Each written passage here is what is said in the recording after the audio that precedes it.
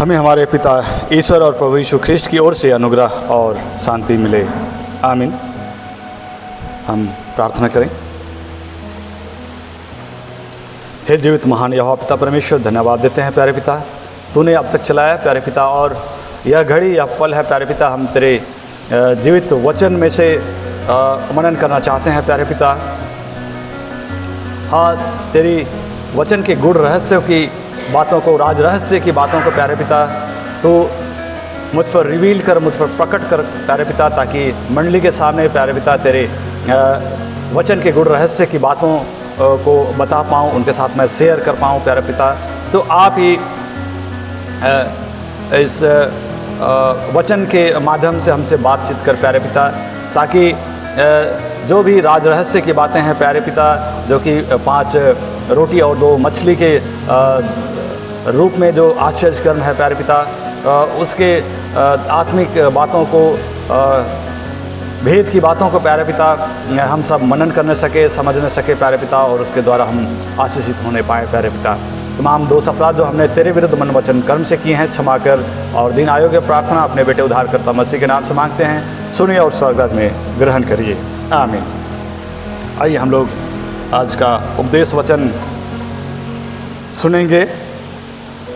वह तो हमें मिलता है यूहन्ना रचित सुसमाचार 6 अध्याय पद संख्या 1 से लेकर 15 पदों। यूहन्ना रचित सुसमाचार 6 पद संख्या 1 से लेकर 15 पदों। 5000 पुरुषों को खिलाना। वचन इस प्रकार है।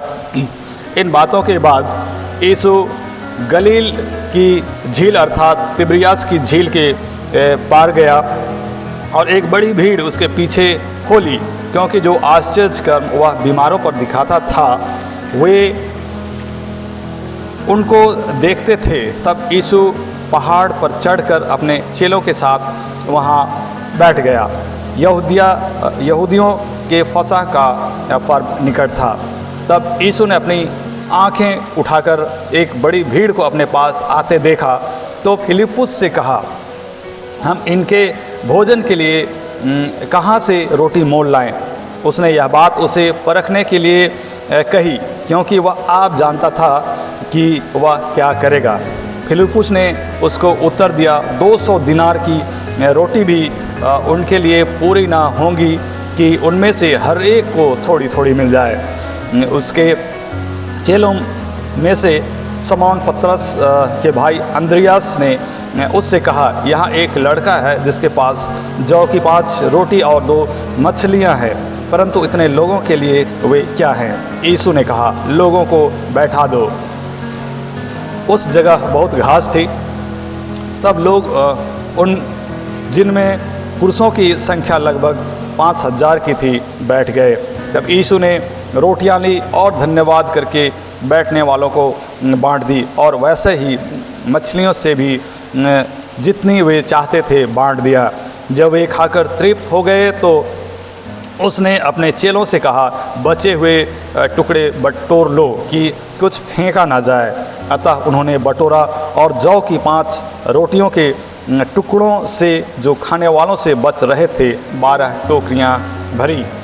तब जो आश्चर्य काम उसने कर दिखाया उसे वे लोग देख कर कहने लगे, वह भविष्यवक्ता जो जगत में आने वाला था निश्चय यही है। यीशु यह जानकर कि वे मुझे राजा बनाने के लिए पकड़ना चाहते हैं, फिर पहाड़ पर अकेला चला गया। यहाँ तक। आमीन। मंडली बैठ जाएगी।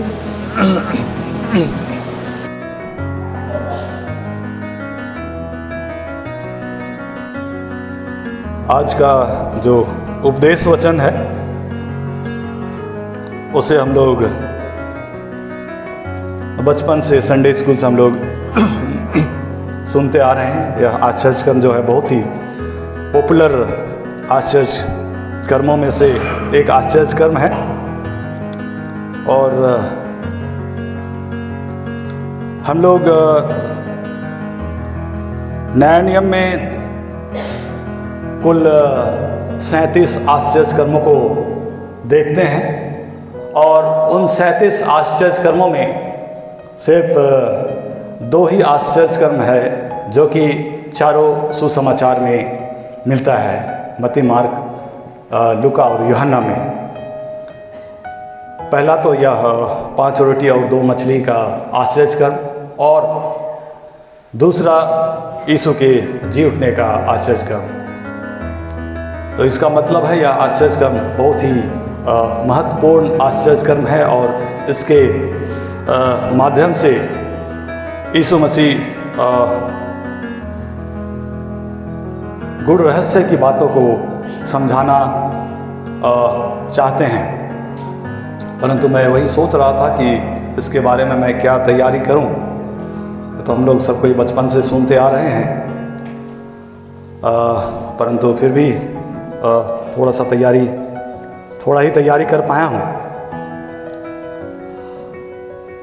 और मैं बोलते समय कभी कभी कुछ डेटा मैं गलत बोल जाता हूं, या कैरेक्टर में कुछ गलत बोल जाता हूं। अगर कहीं कुछ गलत बोलता हूं तो मुझे करेक्ट कीजिएगा, मुझे खुशी होगी उस बात की, ताकि हम लोग सही डेटा या सही इन्फॉर्मेशन के साथ हम लोग वचन सुने। तो हम लोग RMS टाइटैनिक का नाम कितने लोगों ने सुना है? ऑलमोस्ट सभी ने सुना है। RMS stands for royal mail ship, जो कि 10 अप्रैल 1912 में इंग्लैंड के साउथहैम्पटन बंदरगाह से न्यूयॉर्क सिटी के लिए रवाना होती है। और इस पे एक मूवी भी आई थी 1997 में। उस समय मैं डिप्लोमा सेकेंड ईयर में था, और ये इंग्लिश में मूवी थी, कोणार्क में लगा था। दोस्तों ने बोला चलो मूवी एक लगी है, बहुत अच्छी मूवी। और उस समय पता भी नहीं था कि ये जो है एक रियल घटना पे ये मूवी बनी है। गए देखे उस मूवी को, और यह मूवी जो है वाइट स्टार लाइन करके इंग्लैंड की एक कंपनी है, वह इस जहाज़ को बनाई थी। और उसमें सेफ्टी फीचर्स इतने ज़्यादा थे, तमाम तरह के सेफ्टी फीचर्स उसमें थे।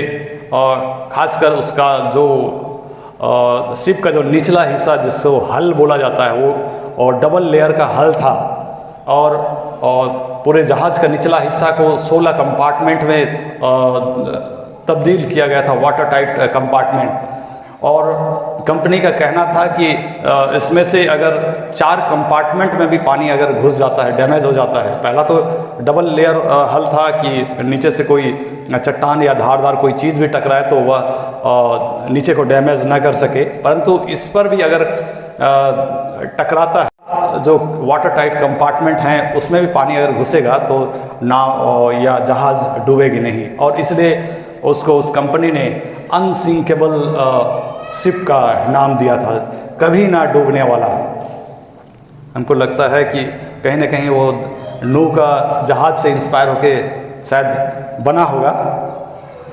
तो इस तरह का जहाज़ बनता है, और हम लोग देखने को पाते हैं 10 अप्रैल 1912 में वह इंग्लैंड के साउथहैम्पटन बंदरगाह या पोर्ट से वह न्यूयॉर्क सिटी के लिए रवाना होती है। और वहाँ लाखों की भीड़ उस जो हिस्टोरिक इवेंट को अपने आँखों में कैद करने के लिए वहाँ रहते हैं। और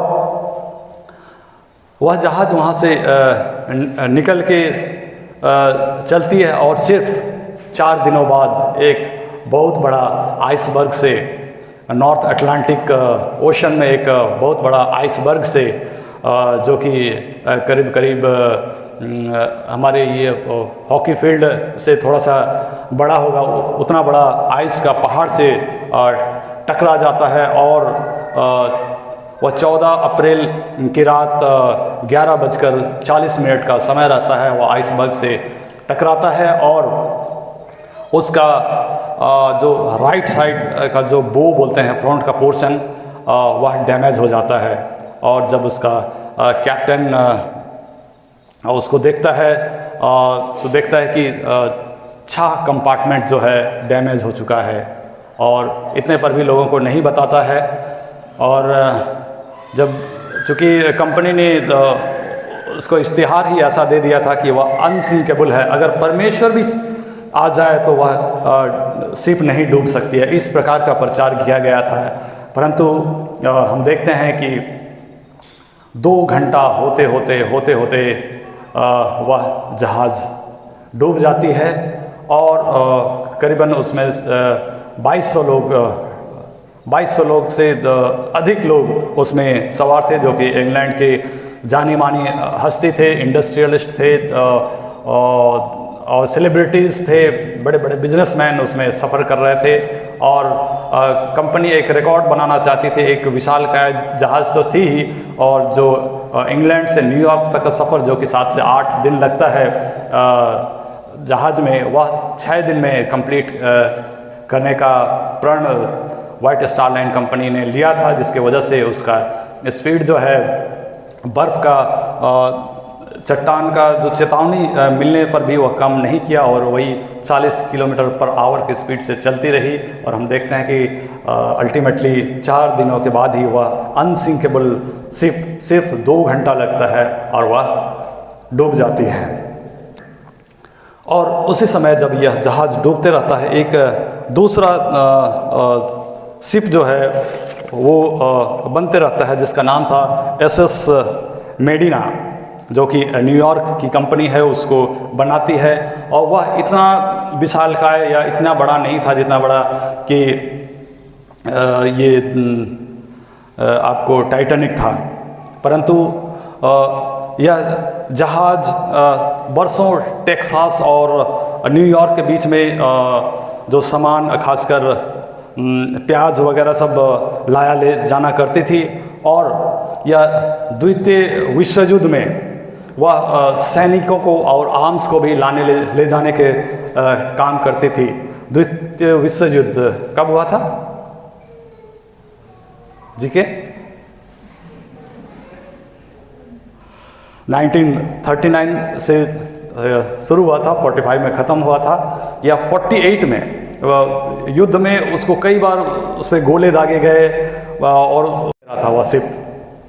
और जब द्वितीय विश्व युद्ध सेकेंड वर्ल्ड वार ख़त्म होता है तो 1948 में यह शिप को कंपनी स्क्रैप कर देता है, परंतु एक इटालियन कंपनी इस शिप को खरीदता है और उसको रिनोवेट करता है और इसका नाम रोमा रखता है, जो कि इटालियन क्रूज़ लाइनर का काम करता है।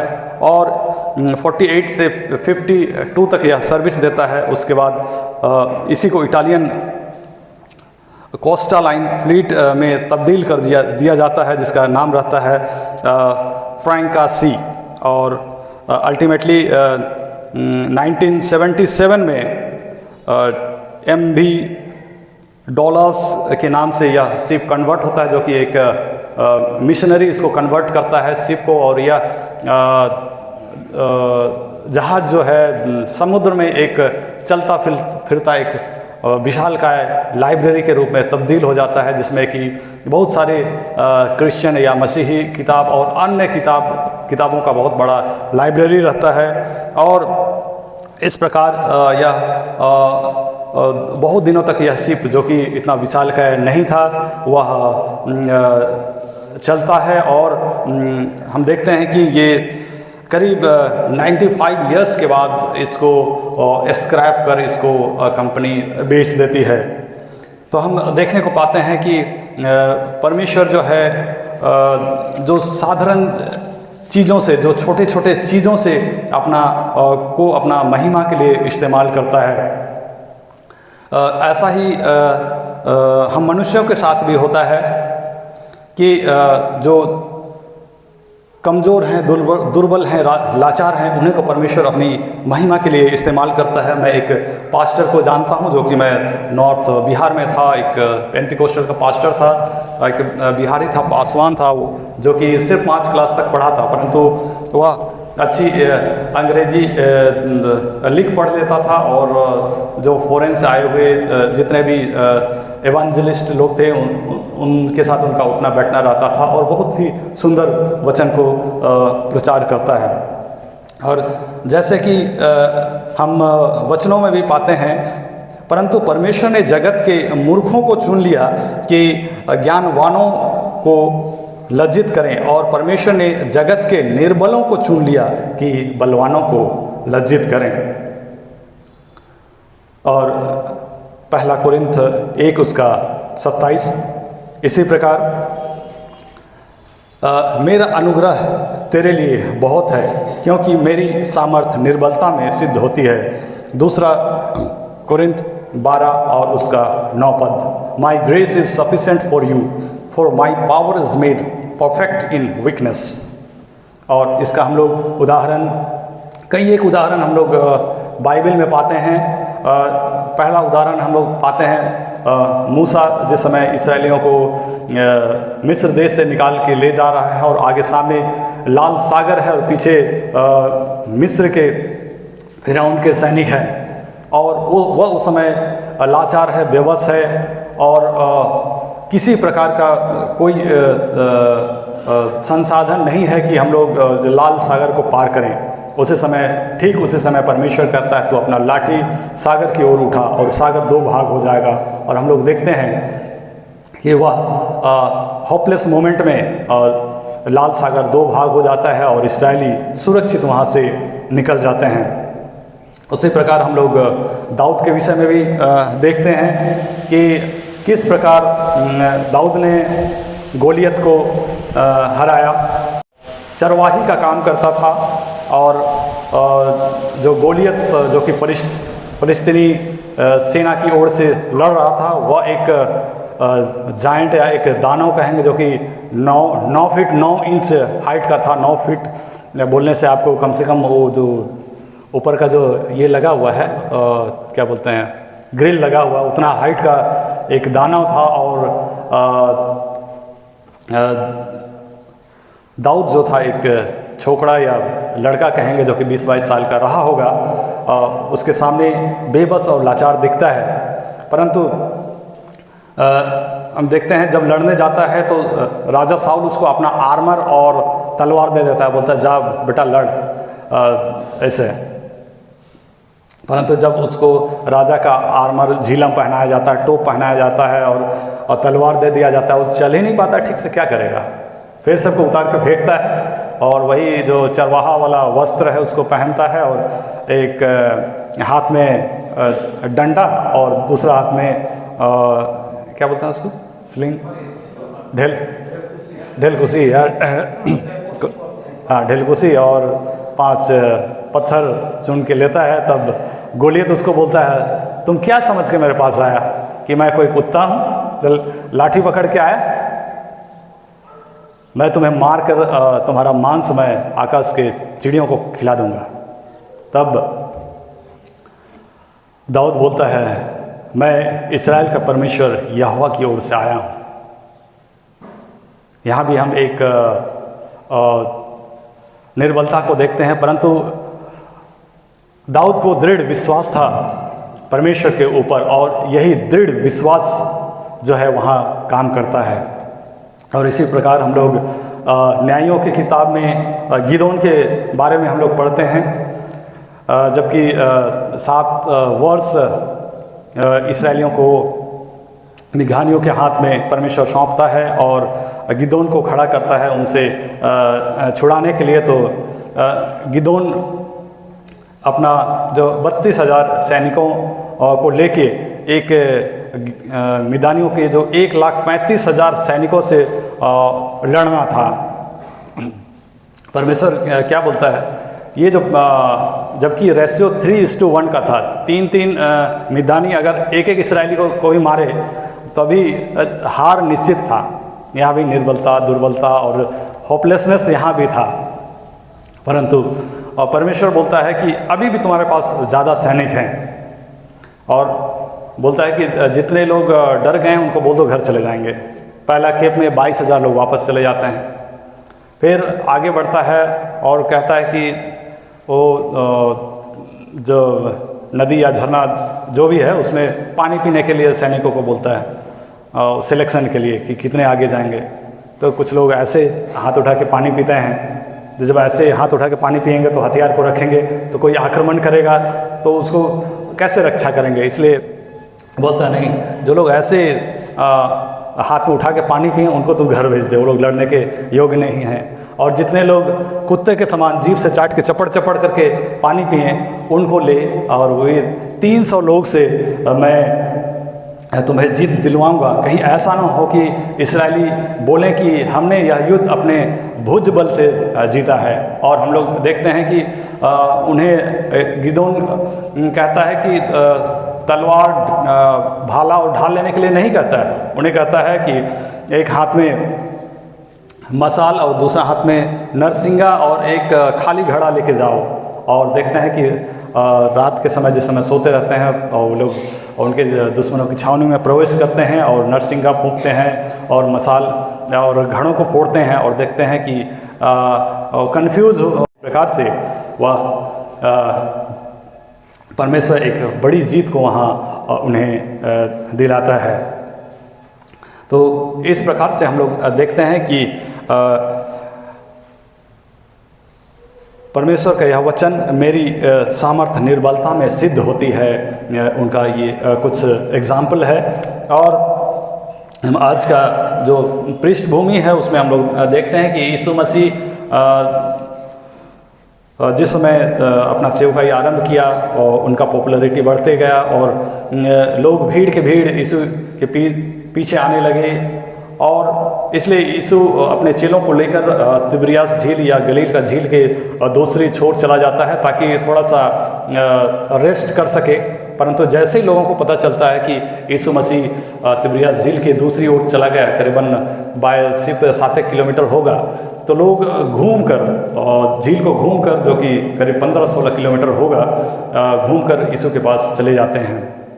और वह समय था फसह का, जिसमें कि एक वहाँ एक बड़ा ही पर्व था यहूदियों का, जिसमें कि वो लोग मिस्र देश से जब परमेश्वर निकाल लाया था उसको स्मरण करते हैं।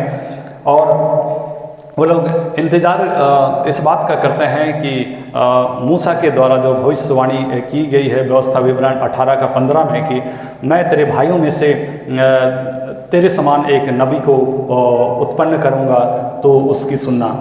और वे लोग अल्टीमेटली यीशु मसीह का ही लोग वेट करते रहते हैं। इसलिए यह आश्चर्य कर्म को करने का जो यीशु का शायद मकसद रहा होगा कि उस समय लोगों को दिखाए कि जो भविष्यवक्ता आने वाला था वह कोई और नहीं परंतु मैं ही हूँ। और हम देखते हैं आज का यह आश्चर्य कर्म,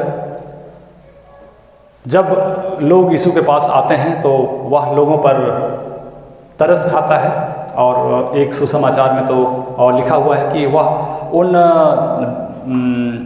भेड़ों के समान है जिनका कोई रखवाला नहीं है। वे लोग सब तितर बितर अनऑर्गेनाइज्ड टाइप के हैं, और यीशु उन पर तरस खाता है और लोगों को समाचार सुनाता है और बीमारों को चंगा करता है। और लोग शाम तक यीशु मसीह के साथ संगति में रहते हैं, वचनों को सुनते हैं। और जब संध्या हो जाती है तो उनके चेले चिंतित होने लगते हैं और कहते हैं यीशु मसीह से कि तू स्वयं इन भीड़ जो कि 5000 से ज़्यादा है, सिर्फ वहाँ पुरुषों की गिनती है, अगर हम स्त्रियों और बच्चों को भी मिलाएं तो 10 से 15 हज़ार का भीड़ रहा होगा। यीशु मसीह से कहते हैं कि इनको तो विदा कर ताकि आसपास के गांव में जाएं और अपने लिए कुछ खाने का प्रबंध कर सकें, क्योंकि शाम हो चली है और यहाँ इस जंगल में खाने के लिए कुछ नहीं है। परंतु यीशु मसीह फिलिपुस से कहता है कि तू ही इसे खाने के लिए दे। यीशु यह जो फिलिपुस से कहता है वह सिर्फ उसे टेस्ट करने के लिए, परीक्षा करने के लिए कहता है। और सिर्फ फिलिपुस ही क्यों, यीशु के साथ इतने चेले थे, यीशु फिलिपुस को ही क्यों कहता है? क्योंकि फिलिपुस बैतसैदा का था और वहाँ से बैतसैदा तकरीबन 14 किलोमीटर था। इस प्रकार से वह वहाँ का लोकल था और लोकल वहाँ पे कहाँ से क्या अरेंज हो सकता है वह बाखूबी जानता था। इसलिए यीशु मसीह फिलिपुस से यह बात कहता है कि तू ही इन्हें खाने को दो। परंतु फिलिपुस या फिलिप देखते हैं कि अपना वो कैलकुलेशन में लग जाता है और कहता है कि प्रभु इनके लिए तो रोटियां भी इनके लिए कम हो जाएगा कि सबको थोड़ा थोड़ा मिले। उस समय 1 दिनार यानी कि 1 दिन का मजदूरी और 200 दिनार यानी कि करीब करीब 8 महीने की मजदूरी या तनख्वाह या सैलरी, आज के डेट में भी अगर हम लोग कैलकुलेट करें 8 महीने का सैलरी बोलने से एक बहुत बड़ा अमाउंट होता है। 1000 को खिलाने के लिए तो 1.5-2 लाख शायद लगता है क्या बड़ा, तो वो तो 5000 से ज़्यादा 10 से 15,000 का भीड़ रहा होगा। कितना पैसा लगेगा वो हिसाब किताब में वो जुड़ जाता है। परंतु यहाँ दूसरी ओर हम लोग देखते हैं पतरस का भाई अंद्रियास, जो कि इसका IQ काफ़ी हाई था और उसका सोशल स्किल भी बहुत अच्छा था, लोगों से बहुत जल्दी घुल मिल जाता था। और वह क्या करता है, एक सबको पूछा होगा वहाँ पे, अरे किसी के पास कुछ खाने को है, तो सबको बोला होगा मोही के दे दो, बोला मोहे का खाऊँ, मैं भूखे नहीं मारूंगा, इतना इतना भीड़ में सब कुछ छुपा दिया होगा। परंतु एक बालक, एक छोटा लड़का बोलता हाँ मोह ठंडा है, लेकिन 5 रोटियाँ है और 2 मछलियाँ है। अंद्रियास बोला अच्छा ठीक है चल यीशु ठन चल, उसको यीशु के पास लेके जाता है और यीशु लोगों को बोलता है कि यहाँ 50-50 की पंक्ति में लाइन में बैठा दो। वहाँ घास था और देखते हैं कि वही 5 रोटी और 2 मछली से एक स्नैक या एक क्या बोलते हैं, नाश्ता नहीं परंतु एक बहुत बड़ा भोज का आयोजन हो जाता है, एक बहुत बड़ा भोज। और इतने पर भी हम लोग देखते हैं कि 12 टोकरी बच जाता है। तो यहाँ देखने को मिलता है कि फिलिपुस जो है उसके पास जो चीज़ नहीं है उसके ऊपर वो फोकस कर रहा है। अरे हमारे पास 200 दिनार नहीं है, इनको रोटी हम कहाँ से दें, है ना, वो चिंता कर रहा है। जबकि परमेश्वर का वचन कहता है तू अपनी सारी चिंता उसी पर डाल दो क्योंकि उसको तुम्हारा ध्यान है। पहला पतरस 5:7। और यहाँ तो साक्षात यीशु मसीह उनके साथ में है, फिर भी चेले चिंता कर रहे हैं और हमारी तो बात ही क्या है। खैर हमारे साथ पवित्र आत्मा है, हमें अपनी सारी चिंता उस पर डाल देनी चाहिए। और आज भी हम लोग वही करते हैं, जो चीज़ हमारे पास नहीं है हम उसी की चिंता करते हैं। अरे मोठन बड़का घर नखे, मोठन बड़का गाड़ी नखे, बंगला नखे, मोठन बैंक बैलेंस नखे, है ना।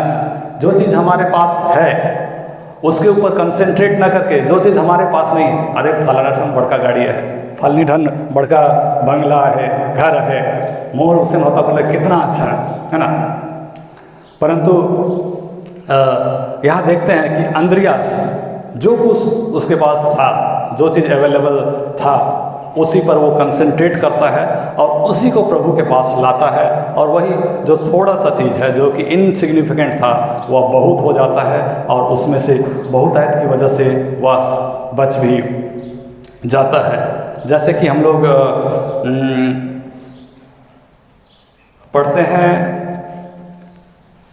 पहला राजा और उसका 17 अध्याय में कि एलिया जबकि कितना साल बारिश नहीं होता है, 3.5 साल, जबकि 3.5 साल बारिश नहीं होता है, तो उस समय परमेश्वर उसको बोलता है, पहले तो वह एक नाला में छिप कर रहता है, नाला के किनारे में, वहाँ से परमेश्वर उसको बोलता है कि तू एक विधवा के पास चले जा, वहीं तुझको मैं खाने पीने का प्रबंध वहीं कराता हूँ। मेरे लिए एक कटोरा ठंडा पानी लेके आओ और साथ ही साथ एक रोटी का टुकड़ा भी लेते आओ, बोलता है। तब वह विधवा बोलती है कि हमारे पास तो एक मुट्ठी मैदा बचा हुआ है और थोड़ा सा तेल बचा हुआ है, और ये अकाल में यह हम लोग का आखिरी दिन का भोजन है, ये लास्ट मील है हमारे पास। इसके बाद हम लोग खा के हम लोग दोनों माँ और बेटा हम लोग मरने वाले हैं। परंतु एलिया कहता है कि परमेश्वर कहता है कि यह जो तुम्हारे पास मैदा और तेल है वह कभी ख़त्म नहीं होगा, लेकिन जैसा पहले मैं बोलता हूँ वैसा कर। तब वह विधवा जाती है और एलिया के लिए रोटी बना के ले आती है, और हम देखते हैं कि वह मैदा और तेल जो है वह कभी ख़त्म नहीं होता है, उस पूरा अकाल पार हो जाता है। यहाँ भी हम लोग देखने को पाते हैं वह विधवा जो है, जो उसके पास नहीं है उसके ऊपर वो फोकस कर रही है, कंसंट्रेट कर रही है, परंतु एलिया उसके पास जो है उसी के ऊपर वो कंसंट्रेट कर रहा है, फोकस कर रहा है, और वही दोनों के लिए, तीनों प्राणी के लिए बहुत हो जाता है। तो हम देखने को पाते हैं कि जिस समय फिलिप्पुस रोटी और मछली को यीशु के पास लेके आता है और यीशु स्वर की ओर देकर धन्यवाद देता है, तभी रोटी और मछली बढ़ता है। तो यहाँ हमें आशीषों का एक सिद्धांत देखने को मिलता है कि हमारे पास जो भी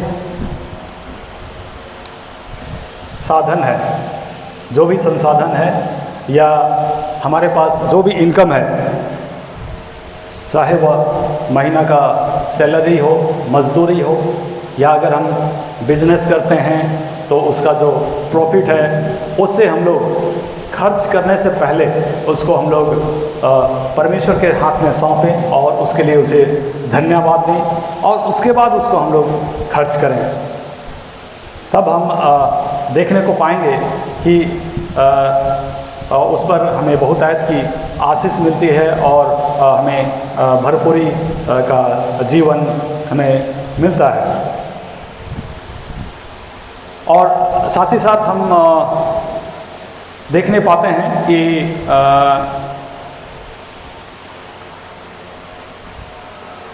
कई लोग, हम लोग महीने के लाखों कमाते हैं और फिर भी हम देखते हैं कि आर्थिक तंगी से हम लोग जूझते रहते हैं। कभी बीमारी का उपचार में पैसा निकल गया, कभी फिजूल खर्च हो गया, कभी कुछ अननेसेसरी चीज़ खरीद लें, थोड़ा सा शो ऑफ कर लिए, करते करते लाखों रुपया हम लोग निकल जाता है, और हम लोग देखते हैं कि महीना आधा नहीं हुआ रहता है, फिर हम लोग को टटोलना पड़ता है। वहीं हम लोग देखते हैं कि कुछ लोग 8,000, 10,000, 15,000, 20,000, 25,000 भी कमाते हैं, परंतु देखते हैं कि मज़े में रहते हैं, उन्हें कोई भी चीज़ की घटी नहीं होती है। ना आय और आय का जो स्रोत है, या इनकम और इनकम के जो रिसोर्सेस हैं या सोर्सेस हैं, उसको हम लोग प्रभु को नहीं सौंपते हैं। तो आज हमें चाहिए कि हम जो आय का स्रोत है या जो पहला सैलरी हमें मिलता है उसको सबसे पहले हम लोग प्रभु के हाथ में दें, और हमारा कमाई का जो पहला हिस्सा है, पहला भाग है, वह भी हमें प्रभु को दें। तब हम देखने को पाएंगे प्रियो, जो कि थोड़ा है, इनसफिशिएंट है, इनसिग्निफिकेंट है, वह हमारे लिए उस 5 रोटी और 2 मछली की तरह बहुत हो जाएगा, और हमारा जो भी ज़रूरत है सब पूरा हो जाएगा, और किसी भी भली वस्तु का हमारे पास कमी या घटी नहीं रहेगा। और इसी प्रकार हम लोग देखने को पाते हैं, जो चीज़ हमारे पास है नहीं, उस पर हम लोग कंसंट्रेट करते हैं, फोकस करते हैं, बजाय कि जो चीज़ हमारे पास है। तो हम लोग देखने को पाते हैं कि जितने भी जो लीडर्स रहते हैं, जितने भी लीडर्स रहते हैं, अगुए रहते हैं, वही लोग क्या करते हैं, अपना जो ताकत है, स्ट्रेंथ को लोग पहचानते हैं और उसी के ऊपर वो लोग काम करते हैं, फोकस करते हैं, तभी वे लोग लीडर्स बनते हैं या लीडरशिप वो लोग करने पाते हैं। एक और घटना को हम लोग देखेंगे जो कि मिस्टर येट्स एक वेस्ट टेक्सास में अपना एक भेड़ का या भेड़ी का फार्म किया हुआ था। ये 1930 की बात है, जबकि यूएस में एक इकोनॉमिक स्लो डाउन चल रहा था और वह कर्जा लेके उस जगह को खरीदा था और उस समय स्लो डाउन की वजह से उसको सरकारी जो क्या बोलते हैं मदद या रिलीफ के ऊपर डिपेंडेंट रहना पड़ता था और वह सोचता था कि हम कैसे अपना कर्जा चुकाएं और बहुत ही गरीबी में परिस्थिति में वह अपने दिन को व्यतीत करते रहता था। ठीक उसी समय कुछ ऑयल एक्सप्लोरेशन कंपनी उसके पास आती है और बोलती है कि हमें आशंका है कि तुम्हारा जो फार्म है, फार्म हाउस के नीचे में ऑयल का या तेल का कुआं है, इसलिए हमें इजाज़त दे कि हम लोग इसमें ड्रिल करके देखें इसमें तेल है कि नहीं। और वे लोग ड्रिल करना स्टार्ट करते हैं और 1115 फीट जाने के बाद देखते हैं कि एक वहाँ पे ऑयल वेल या तेल का कुआं मिलता है। जो अगर क्रूड ऑयल में के बारे में जानते होंगे या उसके बारे में ज़्यादा पढ़े होंगे तो हम लोग जानते हैं कि दो ही स्टैंडर्ड का क्रूड ऑयल पूरे वर्ल्ड में यूज होता है। एक तो है WTI वेस्ट टेक्सास इंटरमीडिएट्स और जो कि वेस्टर्न कंट्री में पाया जाता है और दूसरा होता है ब्रेंट क्रूड जो कि इंग्लैंड के आसपास पाया जाता है और जो इंडिया में क्रूड ऑयल यूज़ होता है, जो कच्चा तेल यूज़ होता है, वह ब्रेंट क्रूड है। इस प्रकार उसके बाद और एक्सप्लोरेशन करता है तो उसको और नए नए तेल के जो स्रोत हैं या कुएं हैं वो उनको मिलता है और उसके बाद दूसरा जो कुआं खोदता है उसमें 1,25,000 बैरल पर डे के हिसाब से वहाँ से ऑयल निकलता है और इस प्रकार वह मल्टी मिलियनर बन जाता है, जो कि एक गरीबी में नहीं जाने की वजह से एक गरीबी में अपना जीवन को व्यतीत करते रहता है। परंतु जिस समय वह जगह को खरीद लेता है, मोल लेता है, उसी के साथ वह जगह और जो मिनरल था और उसे मिल जाता है, परंतु वह उससे अनजान रहता है। उसी प्रकार आज हर एक को हमको पवित्र आत्मा का प्रकाश दिया गया है। जैसा कि पौलुस कहता है, क्या तुम नहीं जानते कि तुम परमेश्वर का मंदिर हो और परमेश्वर का आत्मा तुम में वास करता है। तो आज हम एक एक को पवित्र आत्मा का प्रकाश दिया गया है और हमें आत्मिक वरदानों से हर एक को कुछ न कुछ वरदान जरूर मिला होगा। कई लोग तो सोचते हैं कि नहीं, हमें बस गिरजा में जाना है, जाके बैठना है और वचन सुनना है, हमें तो यही वरदान मिला है। ऐसा तो कोई वरदान नहीं होता है ना। जबकि हम लोग सब कोई मसीह में एक देह है और देह के हम लोग सब अलग अलग अंग हैं और इसी प्रकार हम सब का एक अलग अलग काम है। हर पार्ट का अलग अलग काम होता है। वैसे हर मनुष्य का या इस कलीसिया या मंडली में है, तो जब इस कलीसिया में हम लोग रोपे गए हैं तो हर एक किसी का कुछ ना कुछ काम है। ऐसा तो कोई आदमी नहीं होगा जिसको कोई काम ना आता है ना। तो हम लोग अपने आप में हम लोग उसको एक्सप्लोर करें कि मेरे अंदर क्या है, उस पर हम लोग फोकस करें और जो भी हमें आत्मिक वरदान दिया जाता है वह वरदान उस क्रूड ऑयल की तरह होता है या फिर कच्चा खनिज पदार्थ की तरह होता है जो कि उसको अगर तराशा ना जाए, अगर उसको रिफाइन ना किया जाए तो यह यूज़ नहीं होता है। तो इसी प्रकार हमारे अंदर अगर ललक है कि हम वचन सुनाएं, या हम एक अच्छा गीत गाएं, या हम संडे स्कूल के बच्चों को पढ़ाएं, या हम अच्छा लीडरशिप कर सकते हैं, तो मैं अच्छा एडमिनिस्ट्रेशन को चला सकता हूं, या फिर मैंने ऐसा लाइन में था कि जो अकाउंटेंसी और फाइनेंस का अच्छा नॉलेज है, तो मैं अच्छे से जो हिसाब किताब है, ट्रेजरर का काम कर सकता हूँ। तो ऐसा कुछ ना कुछ क्वालिटी सब में रहता है, और हम एक्सप्लोर करने का कोशिश करें कि क्या चीज़ करने में मुझे आनंद आता है, मुझे अच्छा लगता है। और हर एक को कुछ ना कुछ आत्मिक वरदान तो दिया गया है।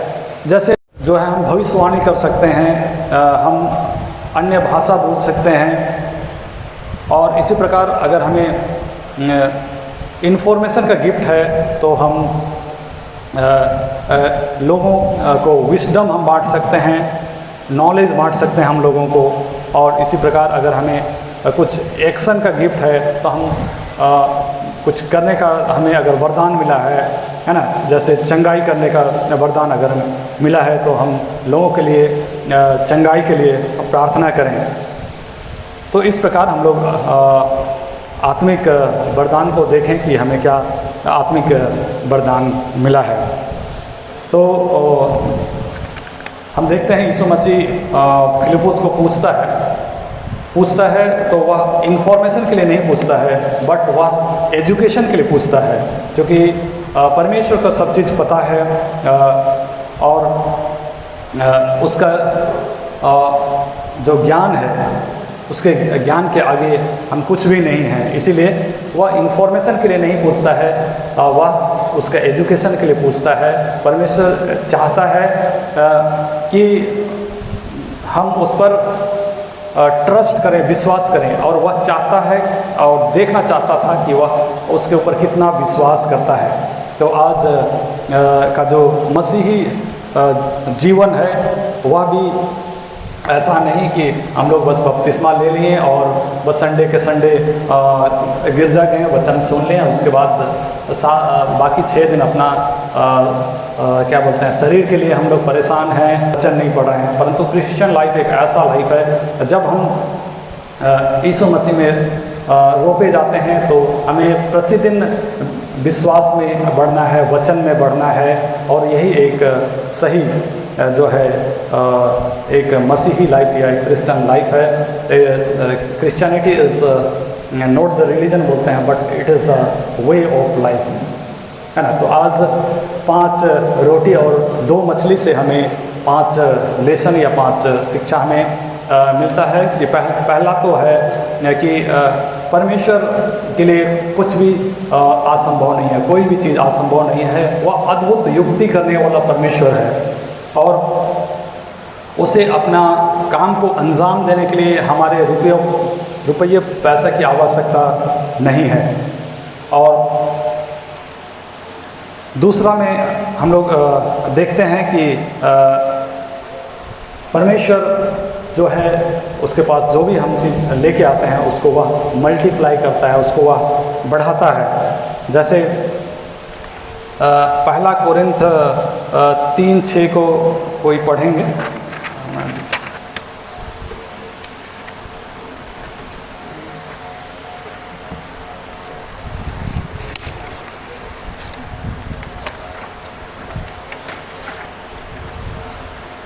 हाँ, मैं पौलुस बोलता है, बोलिए। मैंने लगाया, अपोलोस ने सींचा, परंतु परमेश्वर ने बढ़ाया। है ना। तो बढ़ाने वाला ना सींचने वाला कुछ है ना, ना लगाने वाला है। तो यही चीज़ वचन के साथ भी होता है। हमें जब वचन शेयर करने का मौका मिलता है तो हम वचन शेयर करें। बढ़ाने का काम परमेश्वर का है, और जो बढ़ता है, या क्या बोलें, जो बढ़ाने का काम है उसके लिए, जब बढ़ती के लिए हमें ट्रस्ट या बिलीफ या विश्वास करने। दाऊद के विषय में देखते हैं कि कितना दृढ़ विश्वास था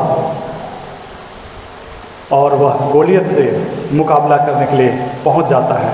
और हम देखते हैं कि बढ़ती के लिए या बढ़ाने के लिए हमें सेक्रीफाइस या त्याग करने की भी आवश्यकता है। बच्चा अगर यह सोचता कि अरे के मैं दे दम होला मोर का हो मोर आया मुके दे रहे ले बेटा जाती शिशु कर वचन सुने सांझी हो होला खाए लेवे, अगर दे दम होला मैं का खाऊँ। परंतु हम लोग देखते हैं कि यह बच्चा जो है दयालु है, उदार है, कृपालु है और वह इसको सेक्रीफाइस कर देता है, त्याग कर देता है और यह भी नहीं सोचता है कि मेरा क्या होगा। तो इसीलिए यीशु कहता है कि बच्चों को मेरे पास आने दो, उन्हें मना मत करो, क्योंकि स्वर्ग का राज ऐसों में का है। बच्चों का मन देख के यीशु मसीह ऐसा बोलता है। तो आज हमें भी इस बालक के समान, इस बच्चे के समान उदार, दयालु और कृपालु बनना है।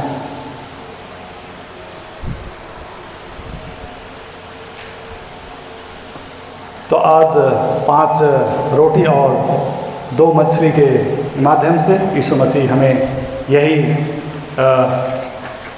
शिक्षा देना चाहते थे। और परमेश्वर आज के जो वचन है उस पर आप ही बहुतायत की आशीष प्रदान करें।